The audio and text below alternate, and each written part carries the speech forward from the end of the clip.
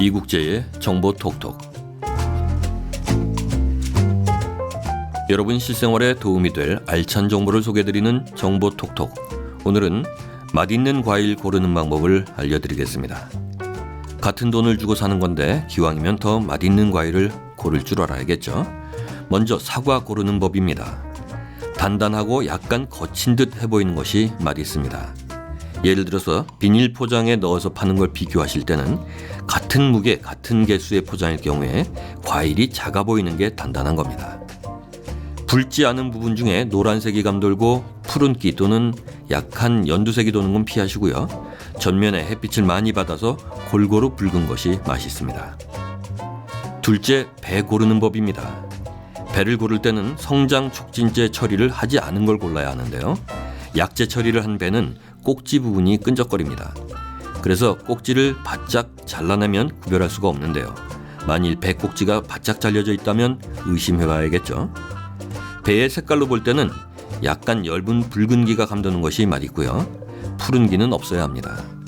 꽃자리 쪽이 튀어나오지 않고 납작한 것이 좋고요. 배 고유의 전무늬 크기가 큰 것이 맛있습니다. 또 배는 큰 것일수록 맛있을 확률이 높아집니다. 셋째, 귤 고르는 법입니다. 만져봐서 단단하고 껍질이 얇은 것이 맛있는 건데요. 일찍 자라서 여문 조생종이 이렇죠. 또 귤은 약간 작은 것이 맛있습니다. 15kg 한 상자에 200개에서 250개 내외쯤 들어있는 정도의 지름 5cm 정도 크기의 귤이 맛있습니다. 그리고 색깔은 짙을수록 맛있다고 보시면 되겠습니다. 넷째, 바나나 고르는 방법입니다. 껍질에 죽은 깨와 같은 검은 점이 있는 것은 오래 저장할 수는 없지만 그때가 가장 맛있는 때이기 때문에 달고 가격도 쌉니다. 정보 톡톡에서도 이 갈변 현상에 대해서 맛도 좋고 건강에도 좋다고 말씀드렸었죠. 그리고 바나나를 저장할 때는 상온에서 해야 하는 거 다들 아시죠? 냉장고에 넣으면 껍질이 금방 까맣게 변색돼 버립니다. 다섯째, 파인애플 고르는 방법입니다. 파인애플이 잘 익으면 과육이 투명해집니다. 파인애플은 잎 주위와 아랫부분의 단맛의 차이가 많은데요. 맛있는 파인애플을 고르려면 잎이 작고 야무진 것과 손가락으로 눌렀을 때 말랑말랑한 곳이 없는 것을 고르시면 됩니다. 가장 맛있을 때는 껍질의 3분의 1 정도가 녹색에서 노란색으로 바뀌고 단냄새가 강하게 날 때입니다.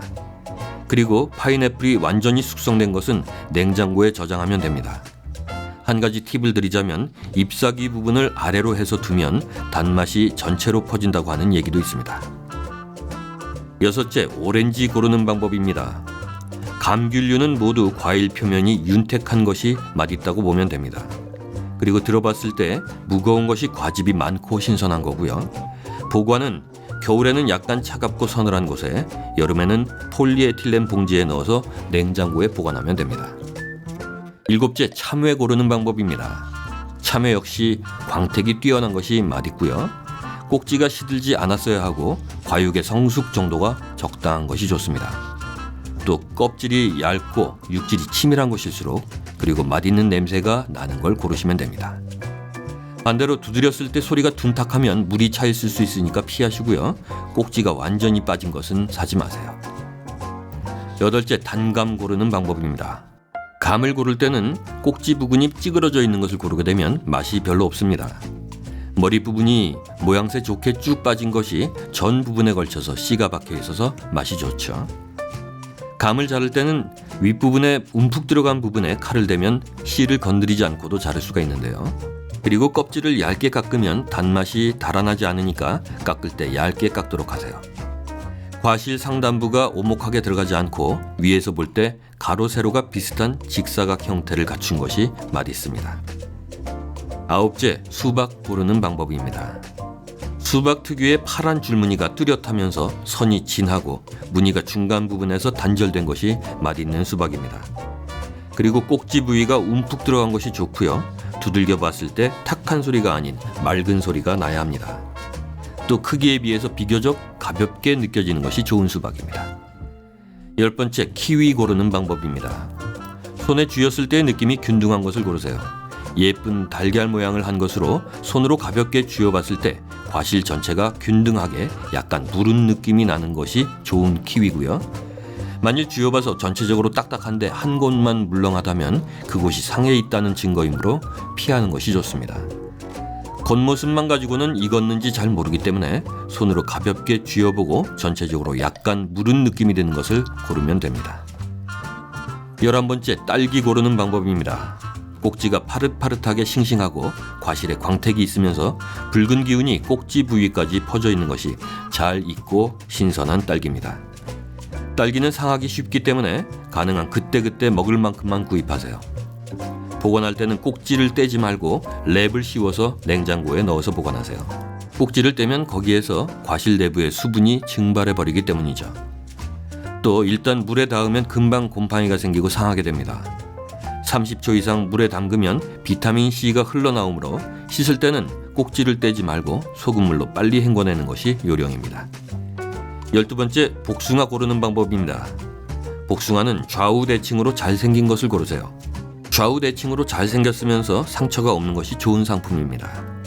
그리고 복숭아가 잘 익었는지는 앞을 봐서는 잘 모르기 때문에 뒤쪽을 봐야 하는데요. 파란기가 없으면 먹을 때입니다. 또 완전히 익으면 향기가 진해지기 때문에 냄새로 구별할 수도 있습니다. 그리고 한 가지 주의할 점은 복숭아를 너무 차갑게 하면 단맛이 떨어지기 때문에 냉장고에는 먹기 2-3시간 전에 넣어서 적당히 시원하게 드시는 게 좋습니다. 13째, 포도 고르는 방법입니다. 포도는 알맹이가 균일하고 꽉 찬 것, 그리고 품질 고유의 색깔을 유지하고 송이가 싱싱한 것이 좋은 상품이고요. 또 포도송이에 하얗게 분가루가 있는 것이 달고 맛있는데요. 그 하얀 분은 당분이 껍질로 새어나와서 굳은 것이기 때문이죠. 한 가지 중요한 팁을 드리자면 포도는 송이 위쪽이 달고 아래로 갈수록 신맛이 강하기 때문에 송이 끝을 먹어보고 고르면 실수하지 않을 겁니다. 14째, 메론을 고를 때는 껍질의 그물 모양이 잘게 생겼고 선명한 것이 좋고요. 아래쪽을 손가락으로 눌러봤을 때 말랑말랑한 느낌이 들면 먹기에 좋을 때입니다.